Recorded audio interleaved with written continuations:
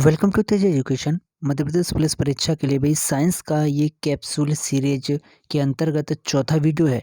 Paper से पहले जरूर आपको पढ़कर जाने हैं इस पूरी सीरीज के प्रश्न। अगर आप लोगों ने पिछले वीडियो नहीं देखे तो प्लेलिस्ट में जाकर पूरी वीडियो आप जरूर देखिएगा। वरना भाई इस कठिन विषय का, जी हाँ, साइंस में जिस तरह के कठिन प्रश्न आते हैं उन प्रश्नों के बारे में आप बाद में पछताओगे। भाई पूरा वीडियो जरूर देखकर जाइएगा और पीडीएफ के लिए व्हाट्सएप ग्रुप जरूर ज्वाइन कर लीजिएगा। साथ ही साथ तेज एग्जाम ऐप डाउनलोड करें जहां निःशुल्क मॉक टेस्ट आपको मिल जाएंगे। भाई सबसे पहला प्रश्न है कि सापेक्षिकता का सिद्धांत किस वैज्ञानिक ने दिया। तो आप हमेशा याद रखना कि सापेक्षिकता का जो सिद्धांत है भाई यह अल्बर्ट आइंस्टीन ने दिया। किसने दिया? अल्बर्ट आइंस्टीन ने सापेक्षिकता का सिद्धांत दिया था। प्रश्न है कि परमाणु रिएक्टर में मंदक को प्रशीतक के रूप में किसका प्रयोग किया जाता है। भाई बताइएगा, मंदक के रूप में जो है प्रशीतक के रूप में किसका यूज किया जाता है। तो आप याद रखना परमाणु रिएक्टर में प्रशीतक के रूप में कौन से मंदक का यूज किया जाता है। तो याद रखना ये यूज किया जाता है भाई भारी जल। ठीक है भाई, किसका? भारी जल का यूज किया जाता है। प्रश्न है कि ग्लूकोज का ग्लाइकोजन में परिवर्तन यकृत में होता है लेकिन उसका संग्रह कहाँ पर होता है। तो याद रखना ग्लूकोज का ग्लाइकोजन में परिवर्तन तो कहाँ पर भाई? यकृत में होता है, लेकिन इसका जो संग्रह है, इसका संग्रह भाई यकृत और पेशियों में होता है। कहाँ पर? यकृत और पेशियों में इसका संग्रह होता है। प्रश्न है कि चोट लगने पर किस प्रोटीन के द्वारा रक्त जमता है। तो आप याद रखना चोट लगने पर प्रोटीन के द्वारा जो रक्त जमता है ना भाई, ये आपका फाइब्रोनोजेन होता है। ठीक है भाई, कौन से प्रोटीन के द्वारा? फाइब्रोनोजेन प्रोटीन के द्वारा रक्त जमता है।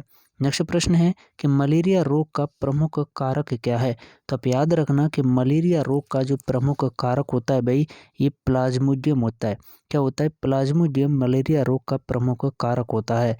प्रश्न है कि मनुष्य के शरीर में इंसुलिन का निर्माण कहाँ पर होता है।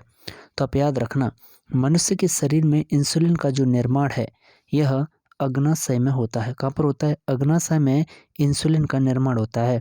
प्रश्न है कि किसकी उपस्थिति के कारण गाय के दूध का रंग पीला होता है। तो आप याद रखना गाय के दूध का रंग पीला होता है भाई कैरोटीन के कारण। किसके कारण? कैरोटीन के कारण गाय के दूध का रंग पीला होता है। प्रश्न है कि मनुष्य में रक्तचाप किस ग्रंथि के द्वारा नियंत्रित होता है। तो मनुष्य में जो रक्तचाप होता है यह एड्रिनल ग्रंथि के द्वारा नियंत्रित होता है।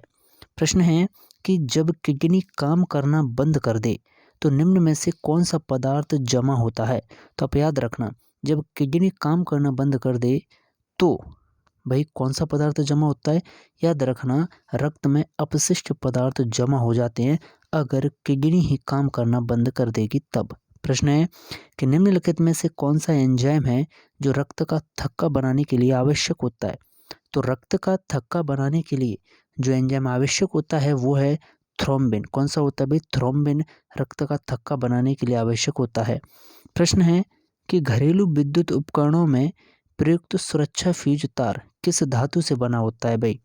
तो आप याद रखना ऐसी धातु का बना होता है जिसका गलनांक भाई कम होता है। ठीक।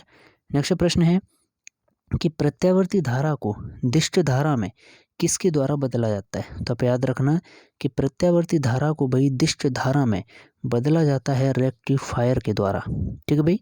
प्रश्न है कि निम्न में से सामान्य किस्म का कोयला कौन सा है। तो भाई सामान्य किस्म का कोयला है इनमें बिटुमिनस। ठीक है भाई।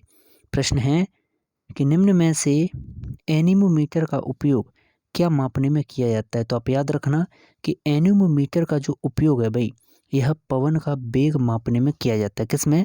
पवन का वेग मापने में किया जाता है। प्रश्न है कि ऑक्टेन संख्या किसकी गुणवत्ता का मापन करती है। तो आप याद रखना कि जो ऑक्टेन संख्या होती है भाई यह मापन करती है पेट्रोल की गुणवत्ता का। ऑक्टेन संख्या किसका? पेट्रोल की गुणवत्ता का मापन करती है। प्रश्न है कि लाल रक्त कणिकाएं भाई किस नाम से जानी जाती हैं।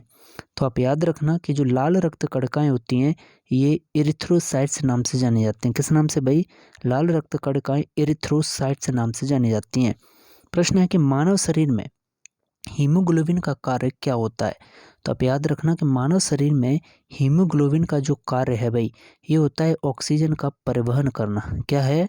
ऑक्सीजन का परिवहन करना हीमोग्लोबिन का कार्य होता है। प्रश्न है कि कोशिका के अंदर ऊर्जा का निर्माण किसके द्वारा होता है। तो आप याद रखना, कोशिका के अंदर ऊर्जा का निर्माण भाई माइटोकॉन्ड्रिया के द्वारा होता है। किसके द्वारा? माइटोकॉन्ड्रिया के द्वारा होता है।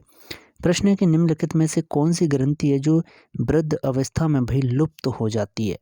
तो याद रखना, थाइमस ग्रंथि होती है जो वृद्ध अवस्था में लुप्त हो जाती है। प्रश्न है कि निम्नलिखित में से मानव रेटिना पर बना प्रतिबिंब जो होता है वो कैसा होता है। तो याद रखना, मानव के रेटिना पर बनने वाला जो प्रतिबिंब होता है वह वास्तविक और उल्टा होता है। कैसा होता है भाई?